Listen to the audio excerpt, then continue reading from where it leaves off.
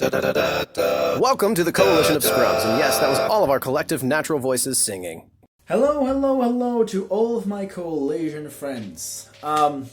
It's been a while since I've been here, and the reason why for that is mostly personal life stuff that I had to kind of like take care of, and just some particular things that I kind of and still am doing, but I've still found the time, and I actually was able to schedule it that I would at the very least have a video for the Coalition of Scrubs every month, so you guys get to enjoy. And for this particular month, and probably I'm also going to bring it up back if you will enjoy it, we're going to look at custom cards. And we're going to look at some very interesting designs that I found are really, really cool, and essentially just like talk about them, rate them, and essentially think if they're very, very good or what could have been done to make them better. But that's pretty much does it for what we're going to do here, and I'm going to show the cards on screen and essentially like, talk about them briefly, because otherwise we're going to sit here for hours about designs.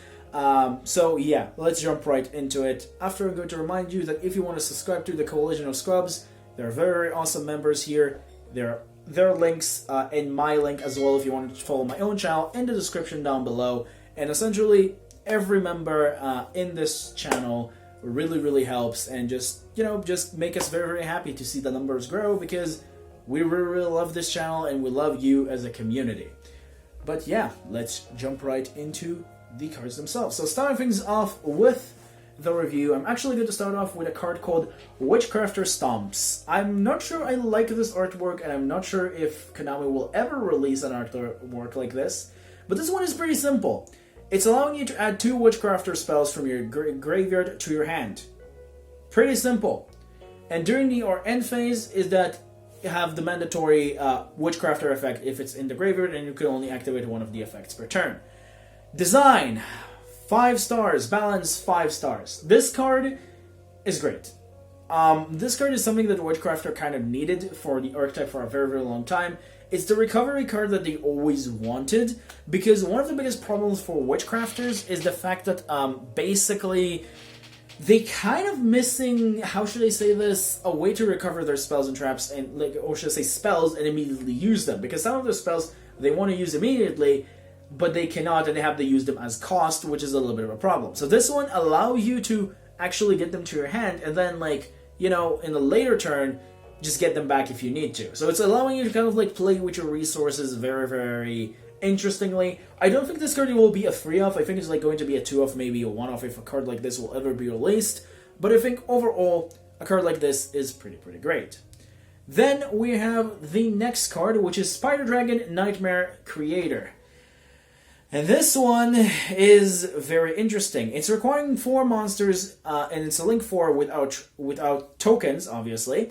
And basically, it negates the effect of all cards it points to. And up to twice per turn, he get to move to another extra monster zone if he's in the extra monster zone. So you have to summon him to your extra monster zone, and if he's not in the extra monster zone, this effect cannot activate. But if he's in the extra monster zone, he basically can move on to the other extra monster zone, and essentially, if there's an opponent monster in that extra monster zone, he banish it.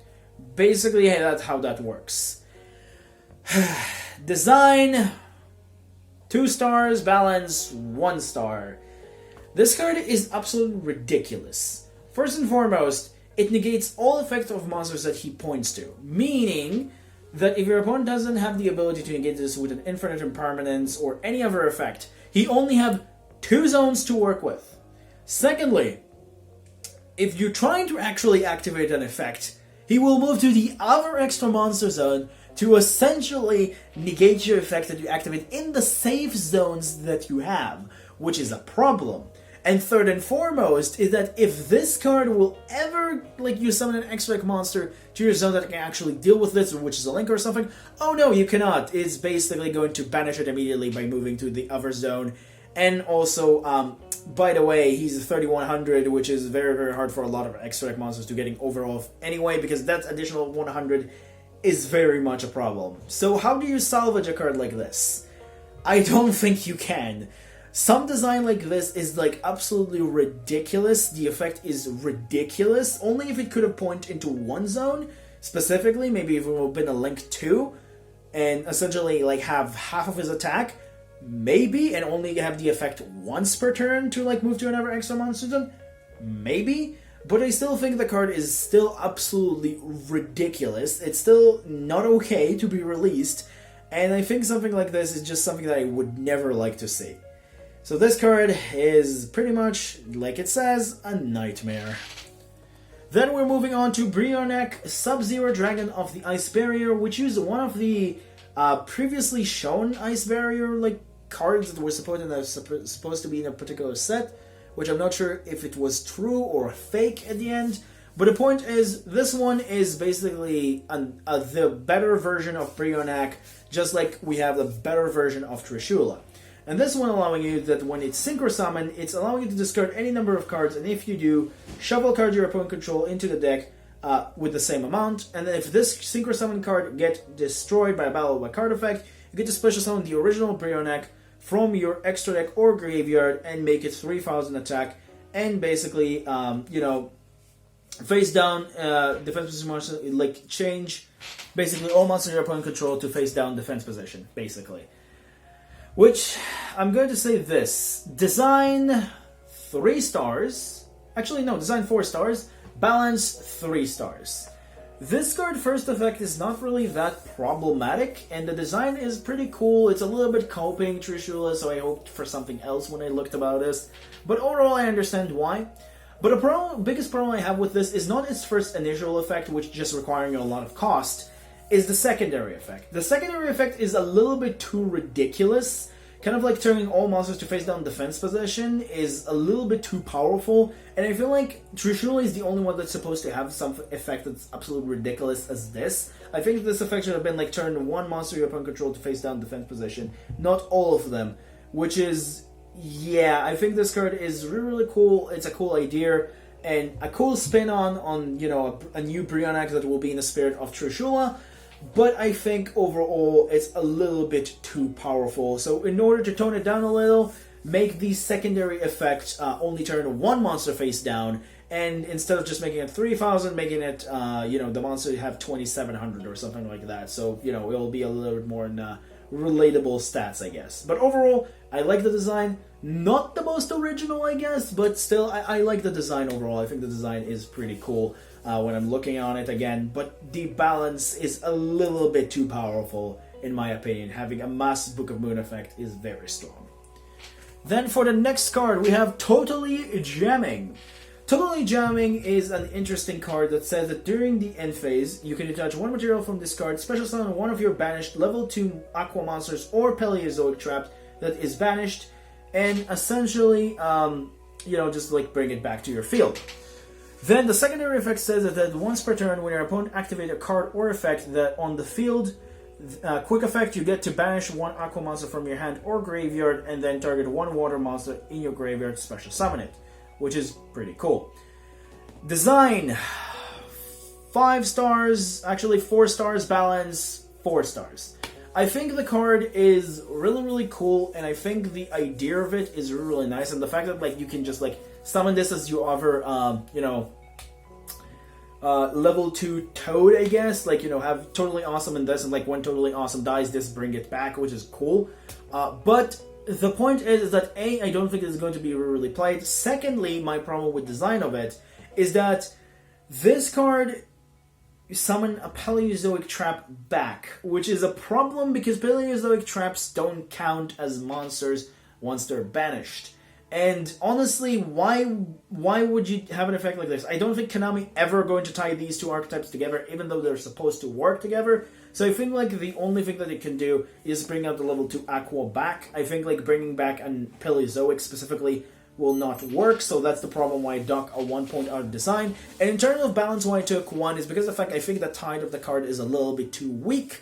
Bringing back an Aqua is really, really cool, but you better just summon 2 Totally Awesomes, because I believe you can activate their effects multiple times. It's are you even going to summon this? I don't think you do. It's a cool card and maybe a one-off, but most of the time if you're able to, you just go to summon 2 Totally Awesomes and not just summon Totally Awesome in this. So it's okay, it's cool, but I think overall it's just a little bit not that best. Then for the next card, which is Beelzebub, Count of the Lair, I think the name is. This card is a very, very interesting card that says you contribute one monster, activate one Lair of Darkness from your deck or graveyard. You can only use the effect once per turn, and if Lair of Darkness will be destroyed by battle, would be destroyed by card effect. I don't know why I said by battle. I'm a little bit used to monsters, I guess, having this protection. But if it will get destroyed by a card effect, you get to banish this card from your graveyard instead. Design, 5 stars, balance, 5 stars. This card, I do think it should have been saying Dark Monster, but, you know, it's still very, very cool that it can contribute any monster to essentially get Lair of Darkness, giving you a secondary option to do that. But mostly what you care about is the fact that it's a protection for Lair of Darkness. It's really, really cool. I think the first effect should have been something else and should have been just a protection for Lair of Darkness regardless. But if this would have been the effect of Warden, and that's how Warden would have been, I think Warden would have been a lot better. Like, you know, get this card and still search and then like into the graveyard to protect the Lair of Darkness. Really, really good. I think overall this is a great card. I think it should have had the effect to search any, like Fiend that have 0 defense or something like that, instead of like searching Lair of Darkness. But overall, I think the card is great and a very, very cool idea. Then we have, speaking of Fiends, we have Pot of the Archfiend, which this card says, discard 1 Fiend monster, draw 2 cards, and then during your main phase, except the turn this was sent to the graveyard, you can banish this card from your graveyard, target 1 Fiend monster you control, destroy it, and if you do, add 1 Pot of the Archfiend from your deck to your hand. Design, 5 stars, balance, 5 stars. This card is basically a draw card. It's a kind of a Pot of Greed, but not really for Fiend-related archetypes. And honestly, I'm okay with a card like this existing, and I think like overall it's an okay card to exist because of the fact that a lot of types have their own related type archetype that like is really broken. For example, for Warrior, we have Reinforcements of the Army, which is pretty good. Beast Warrior have Tenki. For example, I think I forgot what the one for spellcasters is. I think like I don't remember, but like a lot of types have like their own broken type related archetype, and Fiends don't really have that. So having something like this for Fiend can be really, really cool, and I'm really, really all for it. I think the idea is very, very nice. Then we have Elemental Hero Neos Gold, which this one is a very interesting one. It's require 1 Elemental Hero Neos and 2 Hero or Neo Fusion monsters, and basically it's have the effect to equip himself during the battle phase, and if he's not equipped, he's equipping something, but he can activate the effect of that monster during the battle phase. It's kind of a very, very weird, confusing cards. Overall, he's basically can like equip any level 7 or lower, hero monster, and he gaining that effect, which is interesting. But I'm going to give this one design 2 stars, balance 4 stars. The reason why I'm giving design 2 stars is because, like I said, the effect is very confusing. Like, I read this and it's really confusing. It has a pretty interesting idea for it, but I don't think Neo's ever going to want to, fusion summon into an equip card. I don't think this is like supposed to work like this. But like the idea is there. I see how this can be useful in heroes, but heroes already have a lot of support that kind of like works already, and I don't think they need something like this. And B, like this card is like really complex, very much a card that a lot of people are going to get lost with. So I have a problem with design on this because from the way that it looks at the text, it could have been made a lot more simple when I read it. So it's okay, but it's not really that amazing. Then we have Devotees Edition. This one is a very interesting spell, and that is pay 2,000 life points, reveal and add 1 card from your side deck to your hand. It cannot be activated this turn. Design 5 stars, balance ?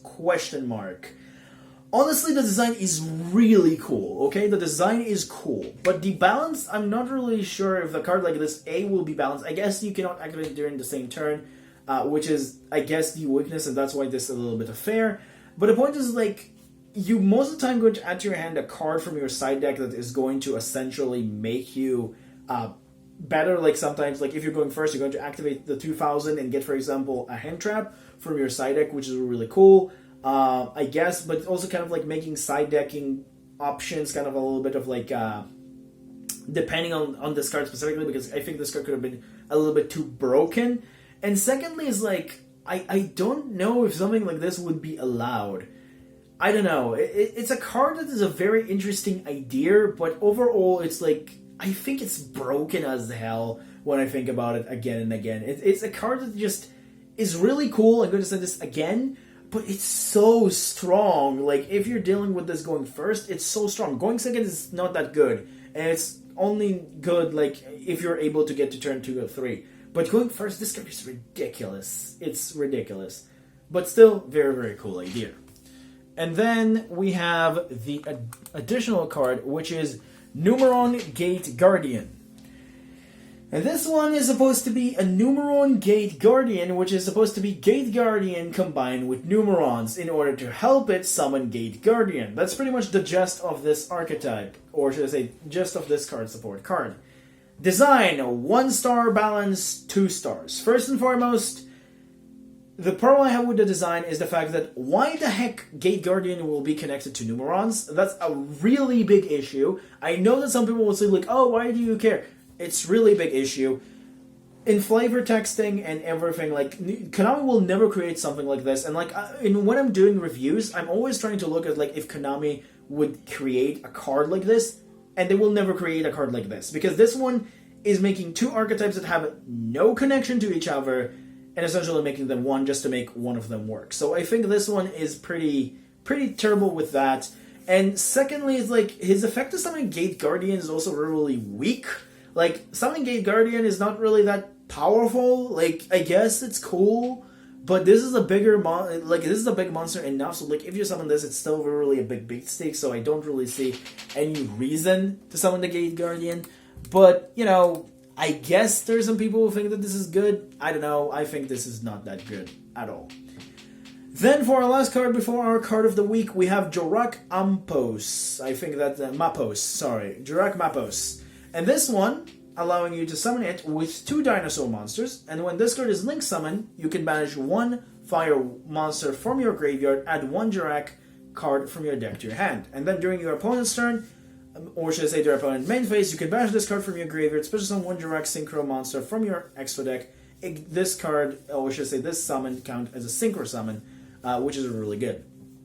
Design, 5 stars, balance, 4 stars, because of the fact that this does break dinos even more, because now you give... Actually, I'm going to give the balance 2 stars, because this break dinos even more, because now you can bring Dolka, Lagia, and this basically summon the rock synchro for Jorak out of their extra deck, which they have the level 10 that basically just like nuke the entire board. Now, of course, they're also part of Extravagance, which they do like to run, which kind of conflict with this. But I think they will still make a room for this one, because it's still like search something and it's okay. It's a Link 2 that is Dino. So I do think this card is really cool design and really cool power, but the fact is, this card can be abused really much from Dinos, and Dinos don't really need any more support for this one. I feel like this overall is a cool idea, but yeah, it's a little bit too powerful overall. And then, for our last card, our card of the week, we have Ancient Gear Gargoyle. And this is the card that I decided to go for the week, because this card is really good.